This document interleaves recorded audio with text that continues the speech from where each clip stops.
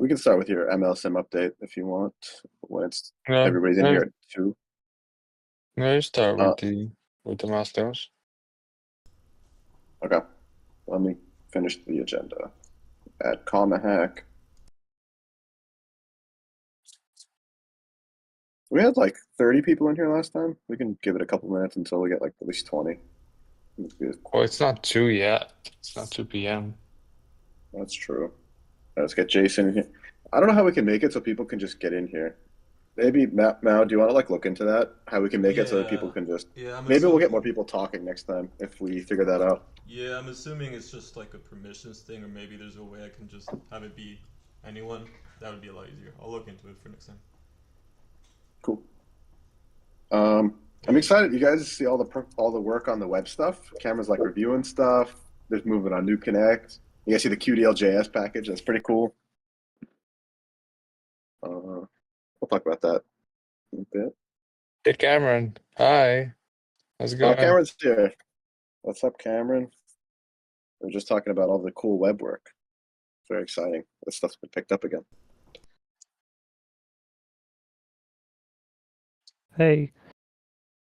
Oh, How are you guys? pretty good, pretty good. Gonna work on the fire hose mode today. If I can get around to it. Oh, the upload stuff? Yeah, the mode where you can like we'll pull all your data. Oh, look, we got the research office in now. Look at that.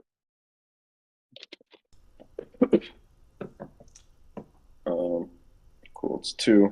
Where are all our people? Usually we have more people. Is there anything missing from the agenda? Is everybody cool for the agenda? I think it'll be pretty quick today. Maybe we'll even get to do some. We'll do some PR review. Last time we didn't get to it. We'll do some PR review at the end. I got one thing to add. I guess it isn't on the agenda. Yeah. So this week, I merged a car and I did an oops. It's the one time I didn't run tests offline, and the RS came in without a test route. If we're not going to move that sort of CI into OpenDBC very, very soon, can we at least add one CI test that's just like the route is there? So we are going to move it soon. So Shane's working on the release, and then he's going to work on all those OpenDBC to-dos before comma hack. Okay. So Shane's trying to finish up 098, and then he'll work on all that stuff. The goal is to move all the tests and get OpenDBC into a final state architecturally and test-wise before comma hack. So we can just keep going once comma hack is rolls around.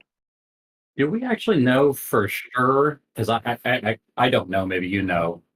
So user uploads a test route, and now CI can look at normal routes. But are we fully dependent on the end user to preserve them and have them stay preserved? Or is some process happening to download them to the CI bucket? Or are they being admin preserved, or what? No, nobody wrote anything for that. I'm not too worried about that. If it breaks, we'll deal with it. Shane will tackle that in his. All right. Yeah.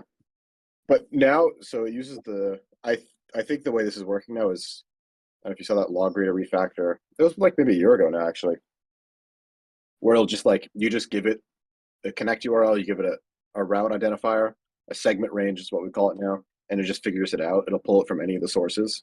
Yeah. So that's kind of how that works. That's fine. I just want to make sure the route doesn't. I want to make sure it's there when we merge and can't appear later. Like if somebody discontinues Prime on their account or something like that. Yeah, Shane will be spending all his time on that after the release. Okay. So any OpenDBC rough edges we should clean up. That was my top of mind thing. Is more like, okay, is it safe? Do I have a safety level in merging more stuff? And it sounds like, okay, we just watch out carefully for now, and we'll fix it over the next few weeks. Yeah, well, I expect that to be fixed in the next like 3 weeks. Okay, cool. It's 2:03. I got a decent amount of people. I don't know if there's much to talk about with 098.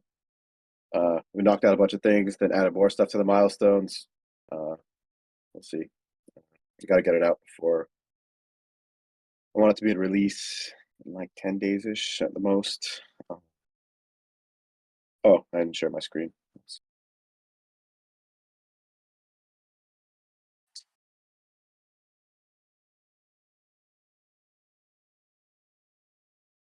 Can you guys see that?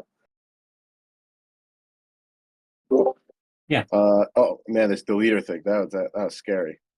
I kind of just don't want to use threading.event.wait. Yeah. See, that is it's real jank. Real Yeah. jank. It is what it is. It looks like there's a win to go to the system Python. I took a shot at it, and like I was going to have to learn UV and the Agnos build system, and it was going to take me some hours to figure it out. Well, I mean, I don't know. I do like using the UV Python, but we can't use that for the system. Makes extra space. Yeah. But you see what I'm saying now when I say that there has been a serious effort at making this system image as tiny as it can be. Yeah. When you just, you have a second Python in there. I don't know.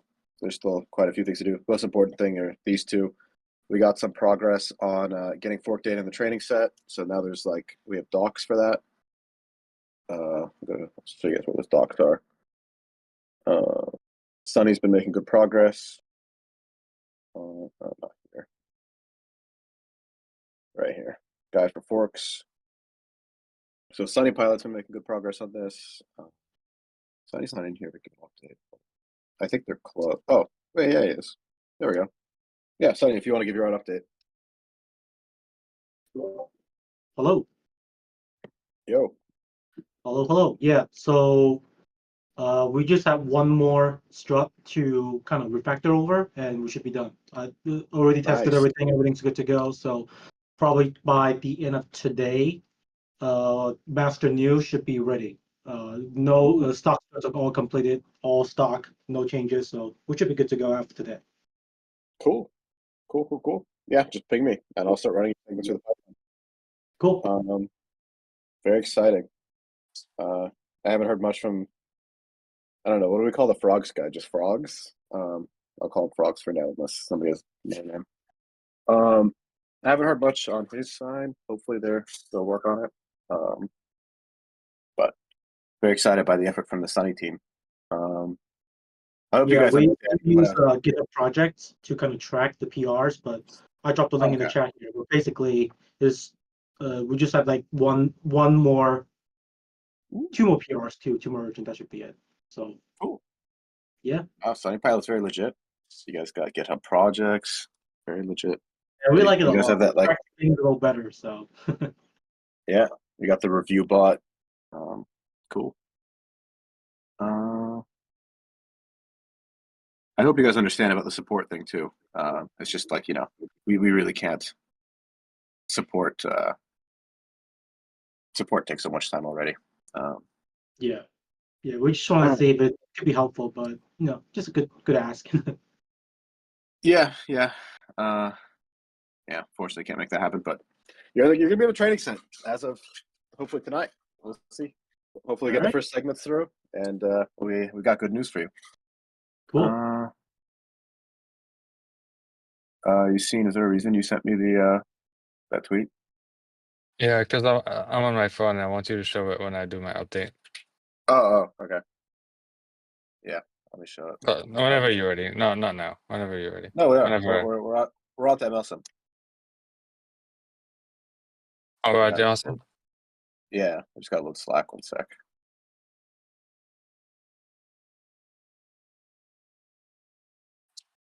You want that picture? Yes. But let me just push something to master. Also, I could just copy it to the thing.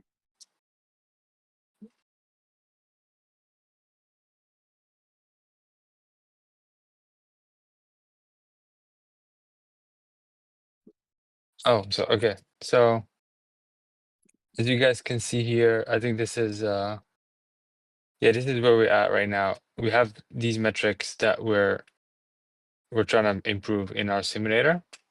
So the MLSim driving architecture essentially has two parts. It has the simulator and it has the policy model.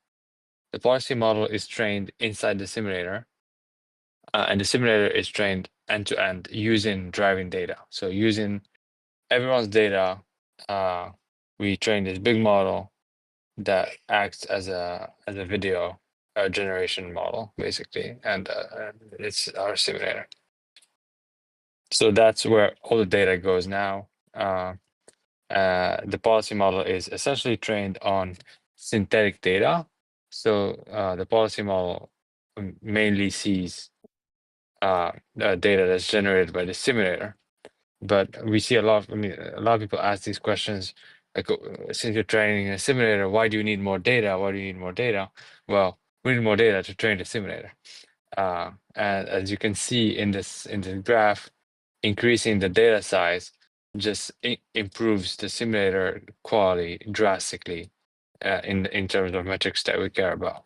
So the metrics that we care about mostly are related to the quality of the image that comes out of the simulator. That's not that one, that's the one on the left,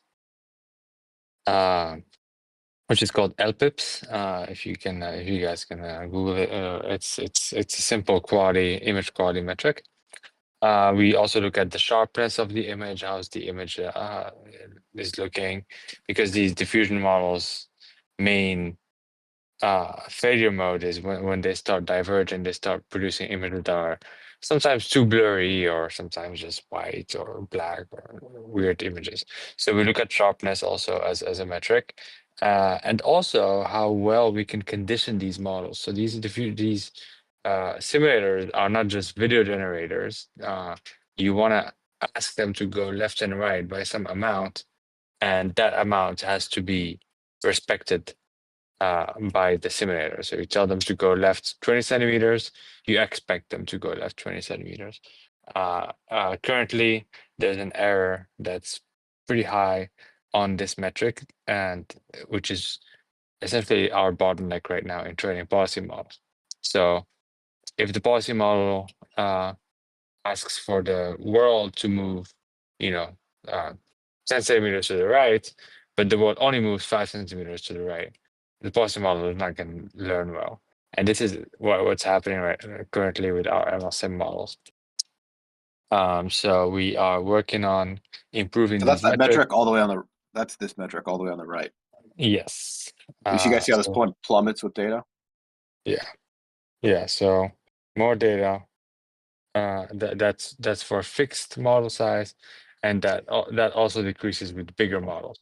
So bigger models, bigger data will basically help us improve this really good metric, which is our bottleneck right now with training policy models. So we're working on that. We essentially, because we're focusing on the simulator part of the stack, that's why the branch is not you're not seeing a lot of you guys are not seeing a lot of updates in the branch, because we are essentially just iterating on the simulator without training policy models. But when You're we using a lot of see, new words. So we should clarify this. There's just two models in this training architecture. We have the simulator model and the policy model, which is what goes on your device. So the driving model, what we usually call it. yeah, that's okay. I mean, yeah, the driving model or the policy model. So we're iterating on the simulator right now, and when we see a good improvement in these metrics, an improvement that merits training a policy model, we'll update the branch. But for now, we're just training on more data, training bigger models, evaluating how we can maximize basically the effect of these two things. Also looking at things like sampling differently, sampling the data differently, and things like that. But yeah, pretty exciting because we now have these metrics that we trust, and we just need to improve them in a way or another. And that's it. Pretty confident that we can keep going here. I think it's I mean it's a hard problem because no one really measure these things this precisely, when you see these, demos of video generation models, they don't really measure like how well they respond to something like this precise. So we need our models to be very, very precise in order to be good word models. Any questions? Any comments on what I just said? Yeah, that to, clear? to distill what Yassine said, we have two models, simulator model and the driving model, which is what runs on your device. We've been shipping a lot of driving models in the past 3, 4, 5 months. We paused that work a bit. We're really focusing on the simulator accuracy. So when you command the simulator, imagine you're driving around like with your keyboard WASD or even a steering wheel, and then it just like violates your intuition on like you steered this much, but it only went like this much or it overshot it. We're working on making that far more accurate. You can imagine trying to learn driving in a world where the physics don't match up, and then you try to transfer to like driving on a real road in the real world, and you end up with hugging, you end up with all these issues. So this is like the core thing. We're really just focused on making the pictures like you should be able to drive around in the simulator virtually, and it should be indistinguishable from the real world. So And there's if a that is true, question. I see a question here. If you reach the point of diminishing return with respect to more data, better simulator metrics, what's plan B at that point? So I don't think our plan A is not I mean, more data is always is good, and we're like, it's not like we're only focusing on more data. We're looking at architectural changes. We're looking at ways to condition that are more robust. So it's not just more data and bigger models. Of course, that helps, and that's why we're doing that. And we see that our models are bottlenecked by data, are more bottlenecked by a number of parameters, which is why we're doing that. But we are also doing changes in the architecture and changes in how we condition the models and how we roll them out in order to improve that metric. So it's not just adding more data and praying that that metric is going to go down. Far from that, we're looking at other things. Do you have a sense of quality of the training data you got from Comma 3s and similar devices versus Comma 2? It was mentioned the other day that you guys are still training on, I forget what the number was, but I think it was in the 30 to 40% range of old Comma 2 data. And I can think of things like lens rattle just doing really dumb things to the training process. The car's reaction to bumps and other transitions is just going to be different. You can solve that with more data, but I'm curious if you've actually, like, what happens if you exclude this data versus that data? Is some of it higher quality, lower quality? We're still trying on Comma 2 data. That's true. I don't think it's 30 to 40%. I think it's a little less than that. But I think it's good to have more diversity and more noise in the data set. Even if I think you're talking about the autofocus that changes a lot in Comma 2s. Autofocus and things like hitting bumps, or just and I remember being able to see this if I had my stereo turned up loud. It would just do to the image, where it does not do that on Comma 3. Yeah, it's not really a big deal. That just adds a little bit of noise. It's not a big deal.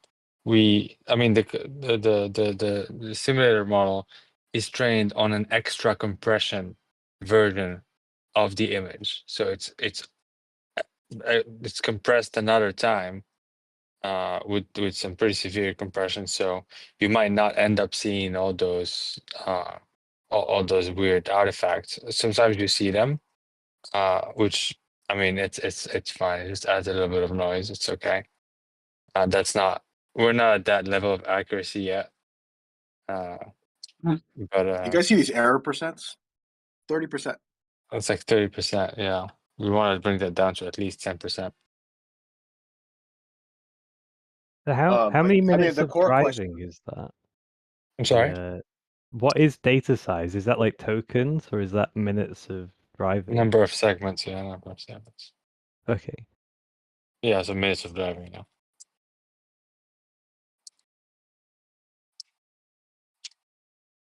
So and Warby, I don't know if I answered your question, but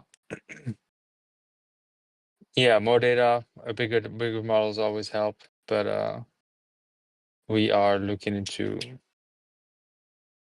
most architectural changes, not regularization and things like that. No, that's not exactly what we're looking at, but yeah, architectural changes and training changes.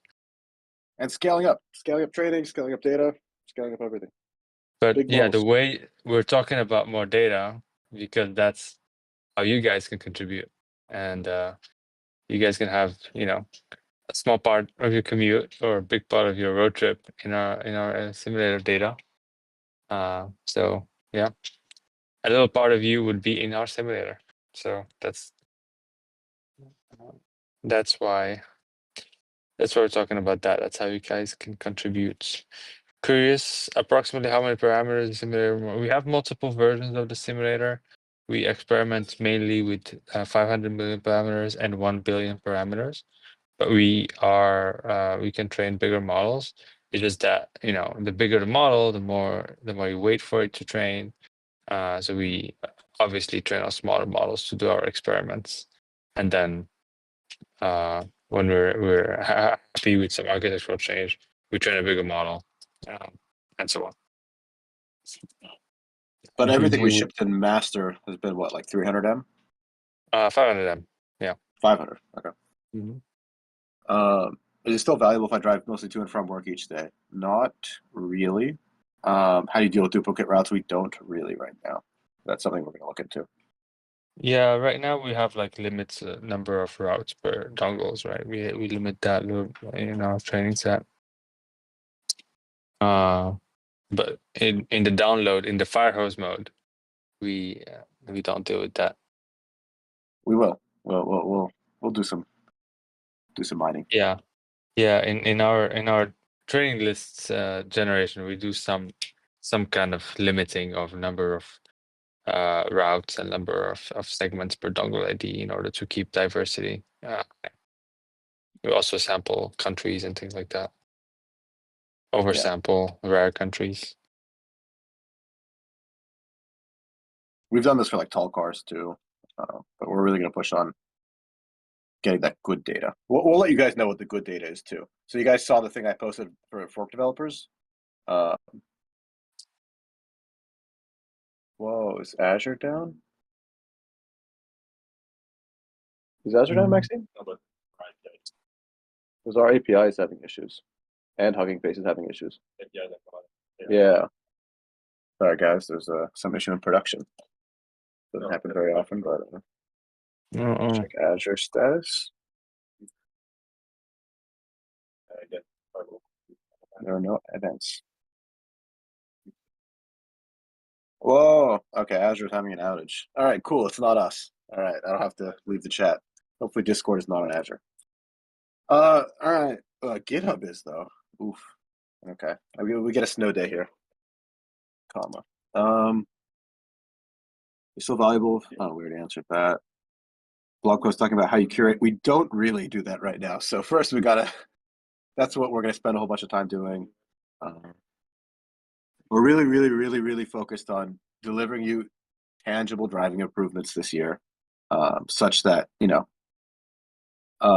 like you can imagine, we go to CES next year and we have like a way cooler demo than we went to CES this year. We didn't do any driving demos. It was the same stuff. That's actually why we reverted to the tiny sim model, because Master was worse than it was 2 years ago. The drop off now still needs to address for the Panda PR. Sorry, that looks like a comma hack thing more so than thing we'll get to squeeze in for 098. It's small intended to handle control mechanics. Context rolling through stop signs because of actuator latency. Yeah, it should be robust to this, but maybe Scene wants to expand on that. Control mechanics. I think it's just saying it shouldn't be robust to like controls noise. Yeah, we add noise. Yeah.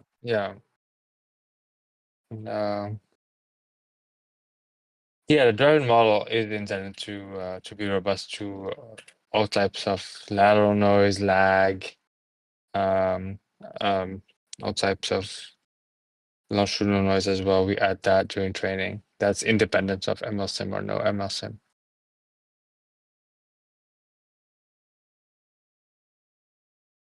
Cool. Anything else? Any other questions on the MLSIM model front? Data push? The kind of idea for the year is we're going to scale up training compute, inference compute, data, and with MLSIM, we should be able to get everything in roughly the right order of magnitude to match what FSD is doing, and then hopefully you'll start seeing performance catch up.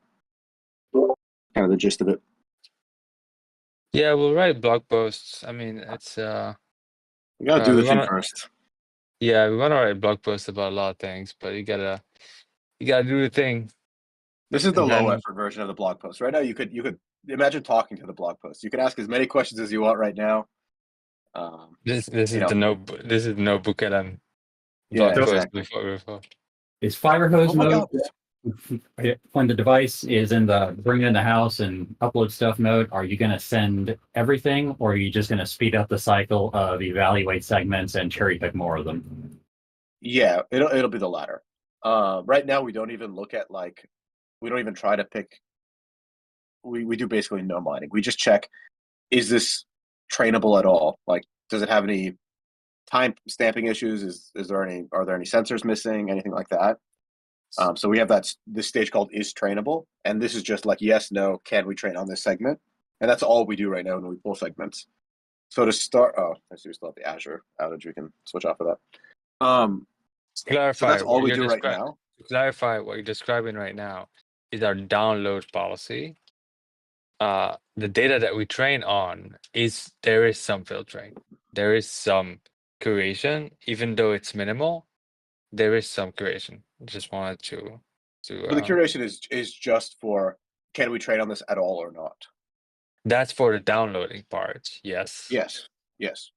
But then for training, we do some extra curation and extra minimal filtering. That is minimal. We don't do any fancy things. It's just very, very minimal. But we do some kind of curation. It's not like we train on everything.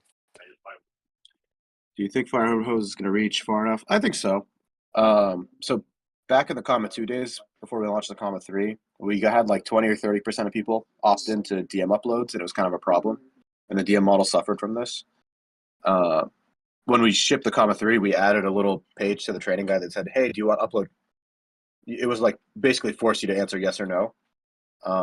And now we get 70% of users uploading DM data. They opted in, but it's 70%.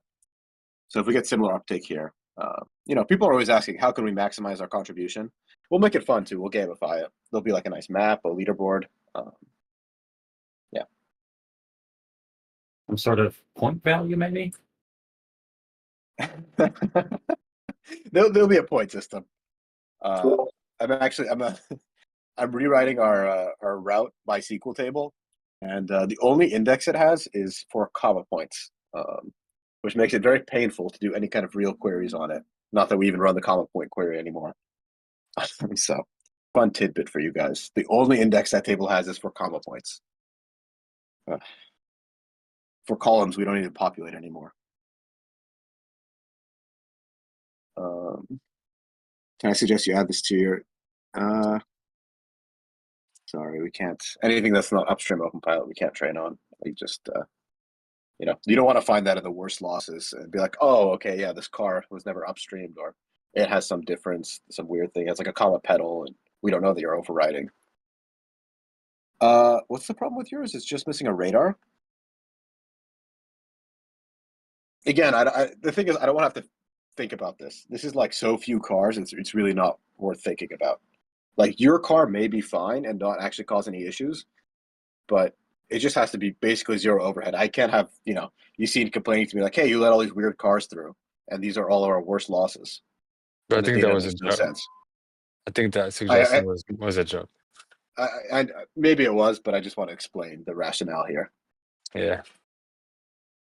Uh, Yeah, maybe you could just send us your dongle ID and no, we'll, we we'll no exceptions. We have to stop making exceptions. We're doing less. okay, for $1 million, I'll add your dongle ID.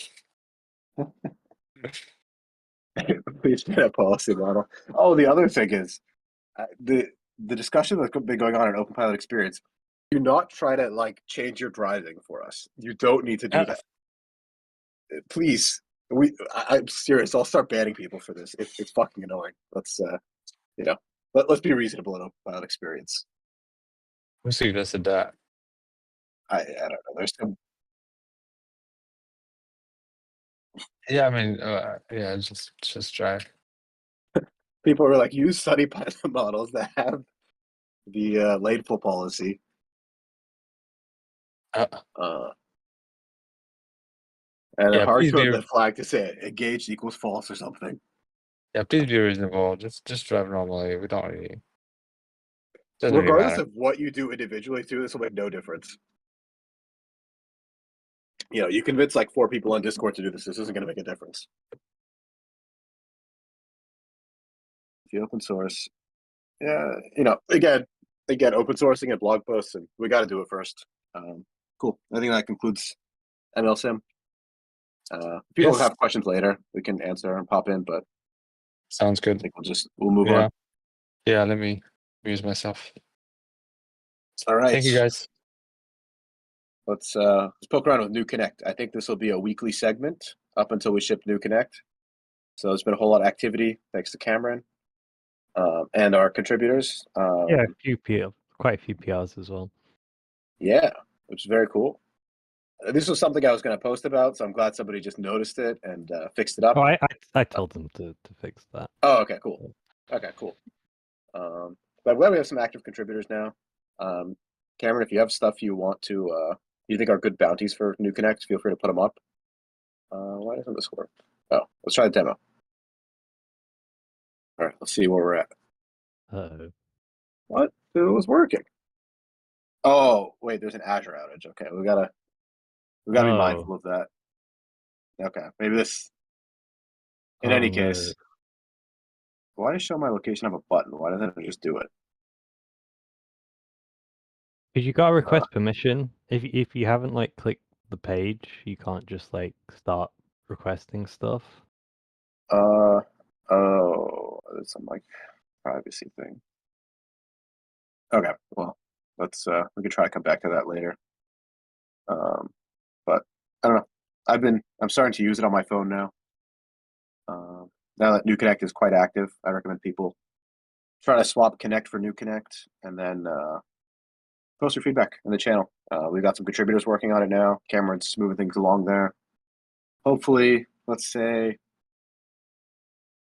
maybe we could try to ship this sometime in March. Maybe we could swap. That feels like reasonable. Yeah. Cool. Let's move on to QDL.js. Very excited about this project. This is pretty cool. So you guys have heard of Fastboot.js, but QDL is even better. We're gonna have a little demo. Can we throw this up on GitHub pages? Is that easy? Yeah, I think so. I don't think I have. Oh wait, no, you gave me admin, so I guess I should be able to make GitHub pages. I can try to you do should that be able tomorrow to. morning. Cool. So for those that don't know, Fastboot is the normal way to flash your Android device, but that Fastboot is implemented in the ABL, which is the third bootloader. QDL is really nice because that's in the boot ROM. So your device is, you can get your device into a state where you essentially don't have access to Fastboot. You can like wipe your XBL or anything before it in the boot chain. On the comma 3 and 3x, Fastboot also requires 2 cables. QDL only requires 1, just due to how we designed it. So yeah, unbreakable. Works with USB 3. Our Fastboot had a USB 3 bug for a long time. So we're switching the web flasher to use our new beautiful QDL.js package. Because the Agnos in OpenPilot 098 does not have Fastboot anymore, which saves 3 seconds of boot time. Yeah, is there another general update about Flasher and QDL? No, I was going to ask you about the 2 cable thing. So the PR that was applied to flash.comma.ai, the instructions still said like do place the second port cable in first, and then you still need to give power to the first port. Is that not actually necessary? I don't know. Bongbui thought that was necessary. I personally don't do this. Okay. I don't know. If you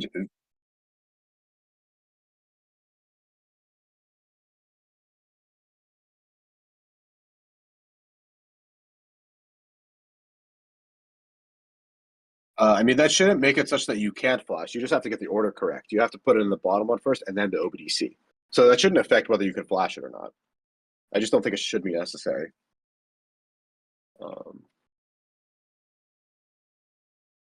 But you think we'll... Sorry, go ahead. No, I was just going to say, otherwise, like, I think I've got... I guess generally the plan would be to just get QDL.js working so that we can use it in Flash, but I think it would be nice for it to be its own thing, because I can see people using it in the same way that they might use the Python EDL package. And I am trying to get like tests on all of the stuff that's like parsing the XML responses and calculating, because there's like some stuff like calculating headers and checking header consistency and stuff like that. So I wanted to get some tests on that. But I'm now, my plan is to like try and snapshot or capture all of the responses that the Flash site actually sends and receives to the device using QDL, and then I can try and put those in the QDL repo for tests. Make sure that like it hopefully works correctly. But no, I think it's going well. And I'll try and have I guess there isn't really a way of having a branch for the Flasher on GitHub pages. Like I don't really know if you can do the separate GitHub page for like a QDL flash.com.ai, but I don't think you can. I think this is like some feature they've been working on forever but haven't shipped yet. Yeah. But otherwise I guess I'll just have to test it myself, or just other people can run it locally to see if. But I mean, if you test it locally and it's working well for you, I would just ship it to master. Yeah. It is a very common pain point, or at least it seems that a lot there is every day somebody's asking about the flasher in DevAgnos. So so I think the main issues there are the 3 things. I missed one this morning. First is bugs. So, fully within our control. We should just fix that. The second is bad and flaky cables. There's a lot of bad cables out there. And it's unclear how much we can mitigate this with software and like just retrying and the consistency checks afterwards. And then the third is it's a fairly large image, and then we download the whole thing and then decompress it in memory. So I suspect a decent amount of these people are just running out of memory. So that's why we need to, after we do the QDL thing, we need to switch it to essentially stream like the Agnos updater does. Yeah. But I think to do that, we probably just want to switch to ZSTD, and we want to build, because we want to do that anyway. We don't gain much by using LZMA, and it's just a pain in the ass on the decompression side and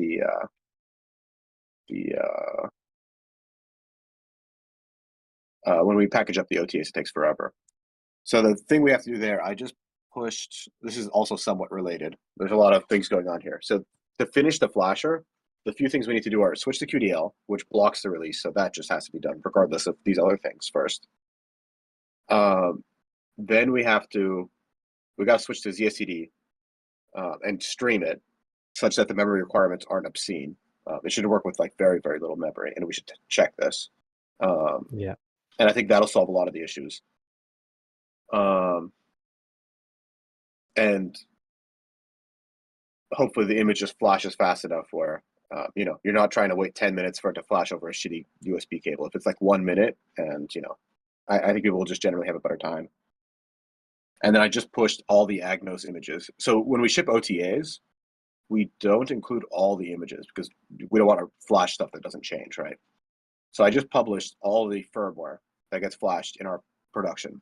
So using this, we should be able to put devices in a completely factory state.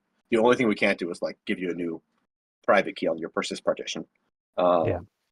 So as long as you don't erase that. But as far as like getting your device in a working state, I want to ship like a basically complete factory reset to flash.comma.ai. So it's kind of 3 independent steps. But then we should ship the QDL, and then I think we just finish off the rest of this stuff. It would be nice to ship a single manifest, but we have to see if we can do that while not breaking the Agnos updater and old OpenPilots. We might have to ship 2 manifests, like one full one for the web flasher and one for OTAs and OpenPilot, and do some kind of migration thing where we update the OpenPilot updater to handle it, and then we for the next few Agnos releases we publish both, and then we phase out the old one. We also have to do this for ZSTD anyway, but then this should be pretty final. We have a manifest. It just checks all the hashes of the images and just update. It ensures you're always in a consistent state with the manifest description. That kind of makes sense. Yeah. So I saw like there's the checksum for every partition in there. So I guess that's something that we can just you can get the checksums over QDL. Yeah. Yep. So there's that Python EDL tool you could reference too. Yeah, I noticed that that's actually it's like GPL license. So License? yeah, and it says do not use for commercial use, which I guess is kind of grey because this is obviously an open source project. So, Wait, where does it say this? In the EDL package, there's just a license that says GPL. Oh, the EDL project is GPL licensed itself. Yeah, not like the idea of EDL. Sure. So like some of the code in Bongbu's PR is kind of like it is kind of a translation into into JS of this code. So I don't really know about the legal side of stuff, but this is totally fine. It's just the QDL protocol, right? There's not like that many ways you could write this. I suspect if you were worried, you could click that sponsor this project over there on the right and talk this guy into a side license fairly easily. We don't need to do it. This is fine. There's not that many ways to QDL flash a thing. Besides, our thing is MIT. It's fine. Yeah. I wouldn't worry about this at all. Cool. You think we'll get the QDL stuff merged sometime this week? Yeah, I haven't yet like tried going through the full flash using like the new package, but I don't see there being any problems. Like the demo thing seems to work pretty well for like connecting to my device. But yeah, I need to finish off using it in the flash and then test it, I guess, on everything. I don't have a Mac to test on, but I can test on Android, PC, and Linux. So okay, I could do the Mac test when it's time for that. I'm sure somebody on Discord can help. And then whenever you're ready to merge it, let's merge it, and then we'll push. I'll have a bounty, $50 bounty for any unique repro to get a device in a state that should be recoverable but is not using the flasher, and we'll really fix all those bugs. I'd also like to figure out if we can get something like we should have monitoring on this project, but it would be nice if it was just like open source and everybody can kind of see it. If you want to look into something like that. Otherwise, maybe we just set up a Sentry that, I don't know, can you make Sentry dashboards public? We can figure something out. I looked at that. I don't think you can, but okay. I wonder if there's some way that you can just then stack traces to any like some sort of not paste bin, but just some sort of public thing. I don't know whether or not you can just do that. But then there's like the fear of it just being spammed. But I don't know. Don't know what the best way around that is. I mean, you have to put the sentry key in there anyway, so somebody can just spam that. We have it in open file too. Nobody intentionally spams us. There's lots of spam, but it's not intentional. Yeah. Yeah, so if any contributor wants to work on it, that they can see it's like, oh, there's this bug and I can go fix it. Yeah. I'll have a look at that. Yeah. If not, we'll just I can just add you to our sentry and then here we go. Cool. But yeah, if we could resolve I tried to flash my device and I couldn't. I had a bad time, and then it takes Nelson popping in and holding their hand to do it.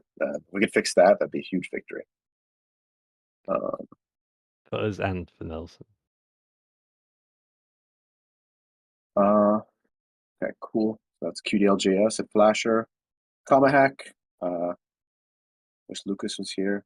I saw he's working on the Tesla, but I'd really like to get everything merged into Dashcam only, that we can basically get everything lined up before the hackathon. But I don't know. I didn't have anything specific to talk about. We got to be ready for the hackathon. I don't know, Jason, is there anything you want to talk about besides the stuff we talked about earlier? I'm hearing a rumor that Lucas might know someone with an ID4, so we might have that show up. And oh, he messaged me about that. I sent that guy an invite. If you want to coordinate with him about, I just sent him like the generic email. You're in invite. So if you want to coordinate with him, I was planning to rent something to play with, and that frees me up to bring McCann or something if I can find one in addition to ID4. Cool. Yeah, I'm. Comma's down to rent cars. We just got to plan ahead of time. But I think the three so we're gonna buy our Tesla. Hopefully this week we'll get it, or maybe early next week. So the Tesla will be covered. And then we got to get an F-150 or Mach-E, Rivian. I think the autonomy team wants to work on a Cybertruck. That's the project. And then, yeah, if you want an ID4, whatever car you want, you've definitely earned a Comma hack rental or two. So just let us know which ones you want. Okay, we'll do. Cool. Feel free to edit that issue too, that Comma hack issue, of any to-dos you think we need to get done before. It's kind of the place where we'll plan out the Comma hack plan. We should have before the event, we should definitely have a plan of attack, like which cars we're going to upstream, like day one. We can go out and drive the F-150, get that one upstreamed. We should have like a decent plan of attack on this stuff. So you want to get this stuff to Dashcam before the event? That makes sense. Yeah. Ideally, we even like line up the PR that like pulls it out in Dashcam, and we have like little to-dos on that PR that say like, all right, it did an injection test drive, all that kind of stuff. How about safeties? Do you want to go for debug only review first, or leave them out? Yeah, debug. I want to merge them debug. Essentially, the Dashcam equivalent for Panda safety. Okay. Yeah. Then hopefully at the event, all we're doing is flipping that toggle and just qualifying them. Well, I guess I better get my shit together and start finding PRs. Yeah. I mean, let's start. We can start with lists, and then Shane will be helping you out. That's what Shane will be doing the whole time before Comma hack. So, right. We'll be in good shape. We'll have Billy too. We'll have some Comma. Oh, I hear Comma Steve's got a robot. secret UI project too. He's considering. Maybe, yeah. If I don't have any card support, I'll play around with some UI projects. But Billy will be here, so if anyone has a Comma body and wants to play with it.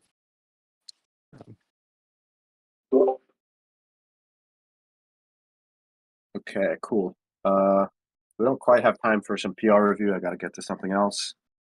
But I think we cleared out all the things. So next week we can maybe speed through. We'll do our weekly Connect review. Maybe we'll do a test flash with a flasher with QDL, try to break it. And then I'll talk a little bit about 099, and then we'll do PR review. Any final things, anybody? You guys can also keep going if after I dip out, if anybody wants to. But if not, I think we'll just close out here then. All right, one last question thing from Team Chris, and then we'll call it a day. Question on MLSim training track is controls the part of the training sim. You see, you want to talk about that?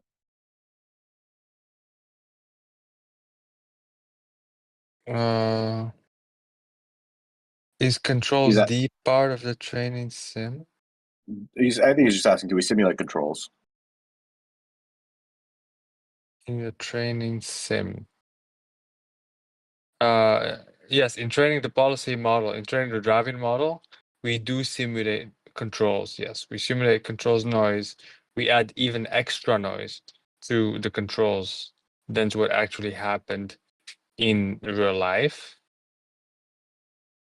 But that's in training the policy models, the driving models. For MLSim, it's simple. It's video in, video out. Here's some good questions, Team Chris. Are you looking for a job? He's typing. We got a lot of good people actually through the challenges recently. Yeah, great. Do a challenge. I don't know. I'd love to. We're looking for a lot of systems, hardware engineers, but autonomy is hiring too. Maybe looking for operations people. So whatever floats your boat, and if you can do one of the challenges, I recommend trying out the controls challenge. Oh yeah, yeah. The hackathon is it's our most reliable hiring pipeline. We always get one person from the hackathon. Armand from the last one. We had Vivek. We had Maxime here. One first hackathon. I did here. Cool. All right. I'll close it out then. I'll see you guys next week.